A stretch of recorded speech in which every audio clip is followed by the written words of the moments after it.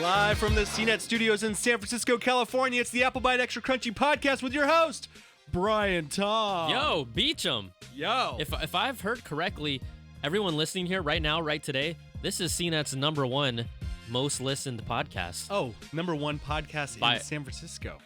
But I'm saying CNET proper, we are we are the number one podcast that people are listening to. We're slamming it. We aren't even a year deep.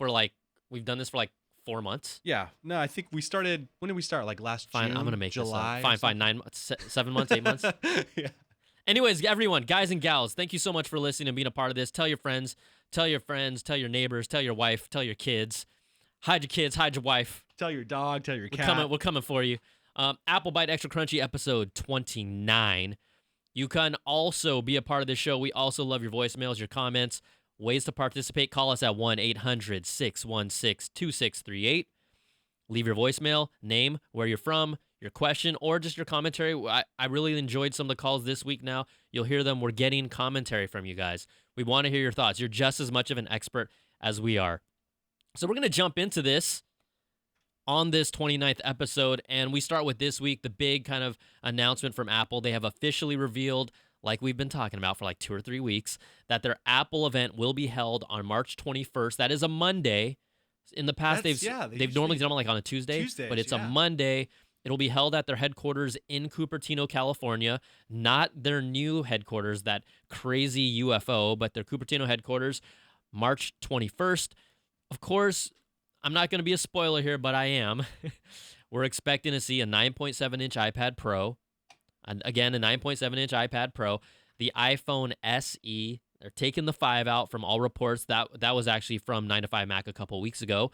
It'll be a 4-inch iPhone. And then Apple Watch bands. Apple Watch bands. Different colors, different styles. See, this is one of those events that you wish they kept a secret, because I'm going down the line just saying that out loud, and my soul is hurting. I know, it doesn't sound. It doesn't sound too exciting. It's I'm gonna be curious how many of you all tune in. We are going to be here live as usual. CNET does a live show coverage at live.cnet.com. We also do it on our YouTube channel on live stream during the keynote, before and after. But man, you could just release that stuff without even a keynote. I was reading the article Scott Stein wrote about the invitation, and he's like, "The loop you in, what does that mean? Could it mean a little loop added back to your phone again? A little a little protective loop thing?" Yeah, that's cool. I was like, that's not exciting at all. That's earth-shattering. A lot of you have been asking me on the Twitters and just over email. Yeah, people still use email these days, believe it or not. Wow. They've been asking about what's going on with the MacBooks. Everyone's hoping to see MacBooks, but we don't expect to see any MacBooks at this event just yet. So it's more likely going to happen at WWDC. So I'm just trying to brace you all in case you're really looking forward to something and you're hurting inside. Yeah. Just brace yourself. This is not innovation. This is just vation. Yeah. It's there. So this is for the stockholders, maybe, right? Man, stock ain't going up with that. I know. Also, just a quick thing, just give you a peek about what's going on with the iPad Pro 9.7-inch.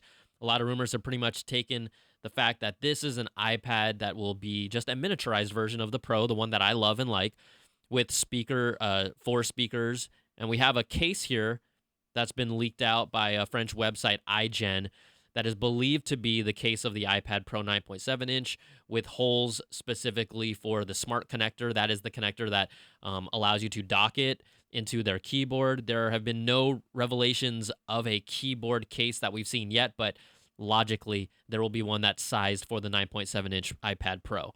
So that's going on there, confirming everything we believe. Also, pencil capability, very important. Very. And rumblings of a improved, I think it's a 12-megapixel camera that is better than the camera on the iPad Pro, which hurts my soul.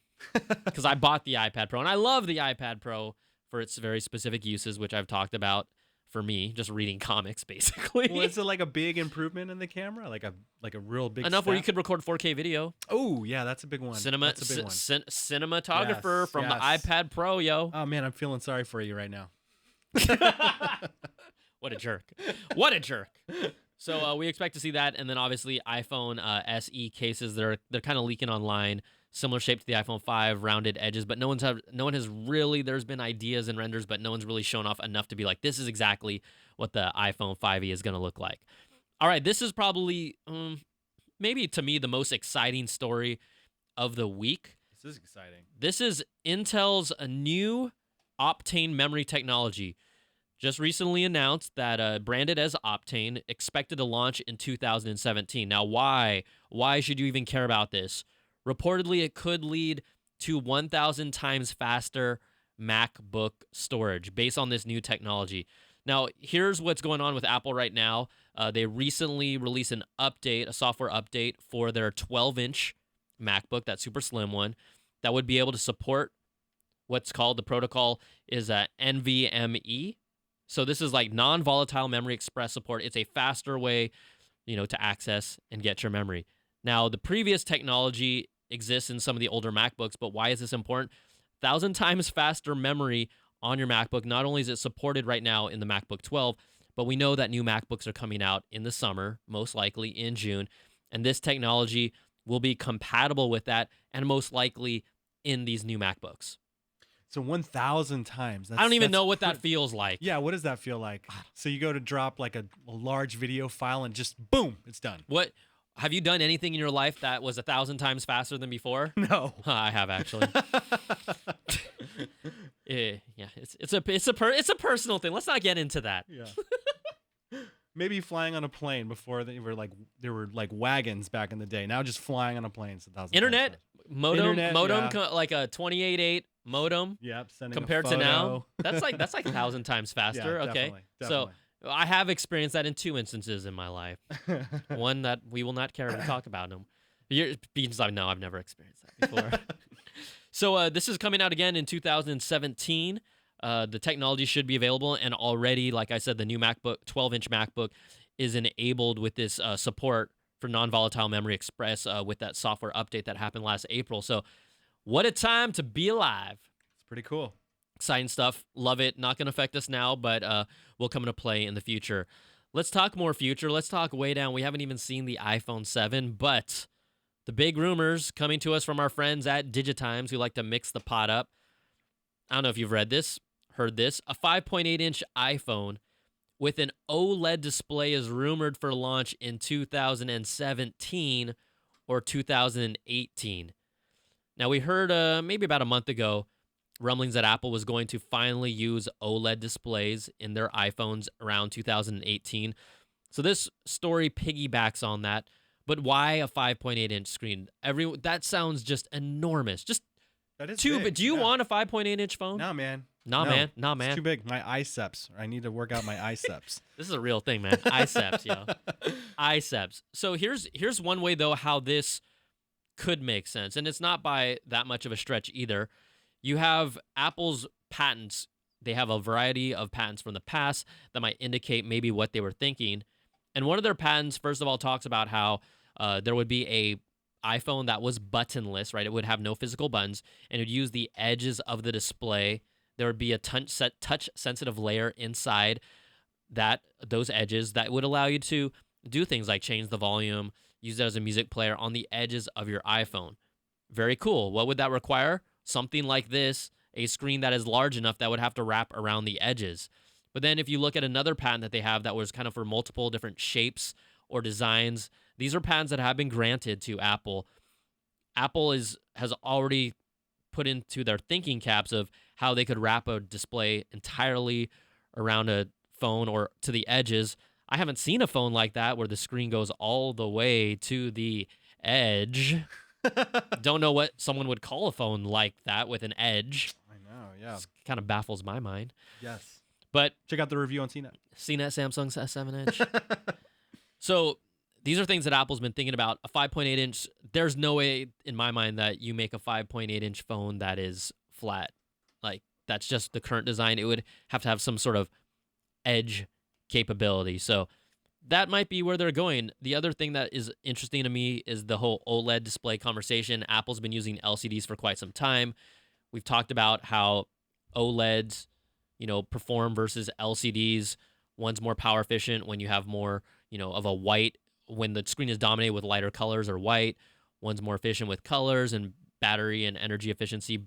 But see, the real underlying thing behind this is that at Samsung's keynote, Mark Zuckerberg, do you remember when he kind of ripped on the iPhone? Yeah, definitely. Yeah. So he basically ripped on them because he said right now the Gear VR only supports Samsung phones because they have the best screen technology. The best. Which is OLED displays yes.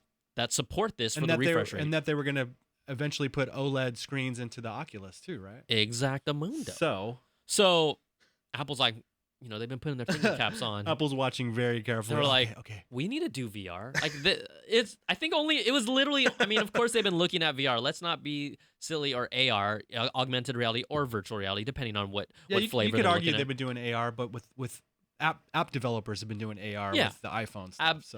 Absolutely. Yes.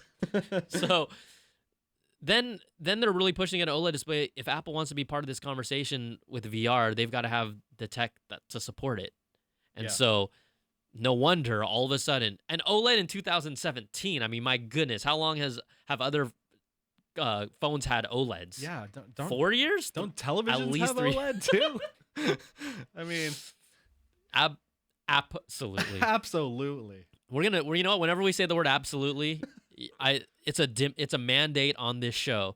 You have to say it absolutely. Absolutely. If you call in this show and you leave a message, what's our phone number? I have to always look it up. 1-800-616-2638. You have to say absolutely. So there you go, Apple 5.8-inch OLED displayed iPhone, rumored launch 2017, 2018. We'll see how that all comes together if it actually does happen. It seems so far away. I don't know what the people, I'll ask the people that are watching here live what they think. Is it really something that they really believe Apple is going to do? Would they create a third phone in their family? iPhone 7, iPhone 7S, iPhone 7 OLED, special edition? That would be. Would they actually do that? I don't think so. Yeah, I don't know. Okay, let's keep on going. iPhone 7, this is actually a phone that is expected to come out this year. Amazing that we can actually talk about this. An early iPhone case has been shown on the interwebs. This is thanks to Steve Hoffen. I can't even, my eyes are right. What does it say? Steve Hemmerstoffer. Hemmerstoffer. Yeah. It's a good name. So a lot of times, what are we going to say? Look at all the holes on that thing, man. But look, there's actually less holes than you would want. There is no headphone jack port in there. There's only a single lightning port on that case. There are 2 speakers on the bottom of the grill. So you're actually getting speaker. You're getting stereo audio from your phone, at least if you hold it coming from the bottom.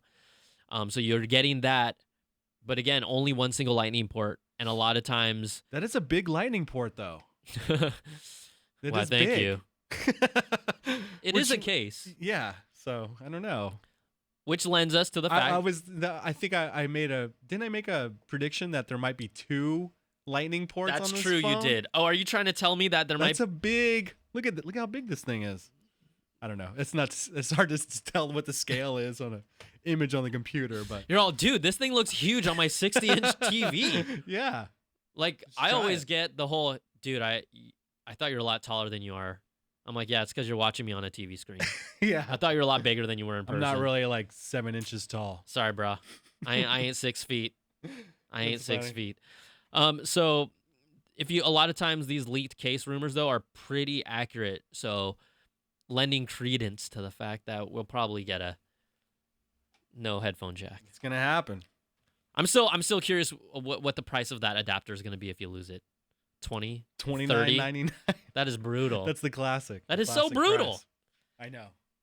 All right, if you guys like the show Mythbusters, this might be the show ended. It's wrapped up. Yeah. We actually had Adam Savage here in our headquarters at CNET recently talking about that. But why is this a myth? Why am I saying myth busted?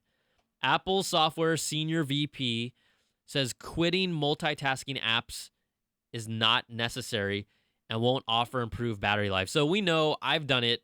I know you've done it, where you're like hanging out and all of a sudden you're like you're double tapping your home button and you're swiping away at all those apps that are in the background because you think they're using more power, right? Yeah, I do it because I think they're just slowing my phone down. Correct, right? That's, they're occupying RAM. Yeah. You know, they're taking up resources on the phone. Someone from 9 to 5 Mac, a reader, basically emailed Tim Cook directly saying, "Do you quit your iOS multitasking apps frequently, and is this necessary for battery life? Just wanting you to put this controversy to rest, because there's always been a debate." Instead, Craig Federighi, the man with the world's waviest hair, jumped in and said no and no. Like, just, that's like Steve Jobs style answering emails. Just like basically get it done in 3 words, right? 3 words. Occasional smiley face. Occasionally. And there have been stories that have talked about if you actually swipe up and quit out some of those apps, remove some of those apps, what happens is it technically resets the app. So some of the resources it needs to download to start up again ends up in the long run requiring you to use more battery life to essentially like reboot that app, get it back up to speed, download the new stuff. I'm so glad you put the story in the news. Yeah, this is going to help you. This actually happened to me yesterday when my phone died when we were coming back from a video shoot, and I went to start an app and my phone just died right there as the app was starting, and I was like, maybe it used power to start that app, you know? So that's funny.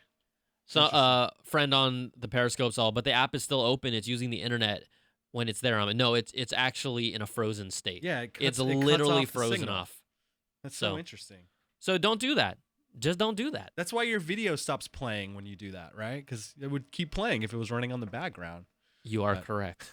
Videos that you can also watch on great websites like CNET.com. Yes, they will pause for you so that you can continue them later, so that we get that what's that metric we want? Completion rate. Completion rates. Completion rates. Yeah. Yes. This is some serious inside baseball, y'all. So just for the record, if you decide to stop the podcast now, don't just let it play out and listen to it so that we get a completion. Please let it finish. It's very important to us. All right. Here's a fun story. Very classic Apple. Apple approved this past week an app called FlexBright for iOS that adjusts your display temperature. Why is this really cool? Well, in iOS 9.3 in their beta that they've shown off this feature called Night Shift. On the night shift. You know that song? Oh, the night shift. I think it's a Lionel Richie song. Could be, yeah. Or is it a Commodore song? Wasn't he in the Commodores? Yeah, he was. Well, he was in the Commodores. I think it's the Commodore. It's the Commodores. But anyways, they approved this app which allows you to change the color temperature of your screen. But then right? Yeah. Really cool, because we know how they talk about how when you stare at your screen that the blue light messes with your biorhythms. And you get crappy sleep. You can't sleep. It keeps you up. I know this for a fact. I do it all the time still to this day. I think I was up till like 1:30 last night. That's why I came into work. That's why I came into work late. And you were like, are you coming in? Yeah, I was like, is Brian Tong here today? Maybe we're not going to do a show. We always bring the crunch, man. We always bring that crunch. So Apple then was like, oh, wow, we actually put this feature in iOS 9.3. Let's take down the app. Oh my! Why would they do that? Let's take it down. So that's such a. Oh, hang on a second. Hang on, Brian. What could this possibly be? Just tell me. Hang on. I'm hanging on. I'm waiting. Hang on. What is that? That's a bad apple, Brian. She'd be screaming in the back. It's a bad apple. So they took it down, and then they made a statement that says iOS apps that adjust display temperature aren't allowed. Well, then why did they approve it in the first place, Mr. Brian Tong? Because they had this cool guy working for them that was like, I'm going to push this app through. I'm going to push this app through. Oh. And he pushed it through, and then not cool guy saw it and said, no, you're not going to do that. That's how it went down? That's so crazy. Based on my sources, that's exactly how it went down. Wow. Anyways, FlexBright, if you got it, you were lucky. Also, for the record, Apple's Night Shift feature is a ripoff from Flux, which is, outside of the parameters of the App Store. Oh, man. Hang on, Brian. Hang on. Are you getting sick and tired of this? Oh, that's too loud. I needed another one of those. I'm sorry. Okay. It's just a bad situation. That is weird. So I do have good good developers. I mean, I know. I got good news for you though. Okay. We've got a story for all you basketball fans. March Madness. Actually, you don't have to be a basketball fan to like March Madness, because a lot of times it's just all about picking who wins and who makes money. Finally, a use that makes the Apple TV, the new Apple TV, compelling. You got to have these little nuggets. You have to have these apps that kind of bring it to the top. March Madness 2016 coming to the Apple TV with an exclusive split screen feature. That's a big deal, man. This is awesome. That's a huge win for I love Apple this. TV. I love this. So basically, if you have a cable subscription, You sign in with your credentials. You use the NCAA March Madness Live app. You'll be able to then obviously log in and watch multiple games at the same time. That's I'm crazy. down. So that's what the split screen is. It's multiple games. It's not like stats Yes. and stuff in the other screen. Also, there is app support for the Apple Watch, so users get alerts and updates sent straight to their wrist. It supports the iOS app supports AirPlay as well, but at least the dedicated Apple TV app does a split screen. I know this is probably the biggest piece of information that I can't find right now, but I believe it doesn't say if it's just for the new Apple TV. It appears to speak for the Apple TV in general. So if I'm wrong, you throw a bad apple out at me, but from what this article says, it looks like it just supports the Apple TV. It's going to also be, the split screen is exclusive, though, to the Apple TV. That's cool. Pretty sick. Yeah, if you like March Madness. You know what's also sick? Phone calls. Phone calls are sick. Phone call. We love the calls. You guys continue to make this show pop, come alive. I know one of you told one of your friends to listen because based on who's listening, there's a lot of people listening now. Yes. We're digging it. So let's just get to the phone calls and see what people have to say. The number, again, for you guys to be a part of this show and gals. We love it. We got to represent our ladies as well because I know there's some Apple Biter ladies out there. Oh, yeah, we got some calls. We do. 1-800-616-2638 is phone lines. Let's just go at it. All right. Here we go. Oh, this is Lynn from Denton, Texas, talking about how he uses his iPad and how he needs a fancy iPad camera. So here we go.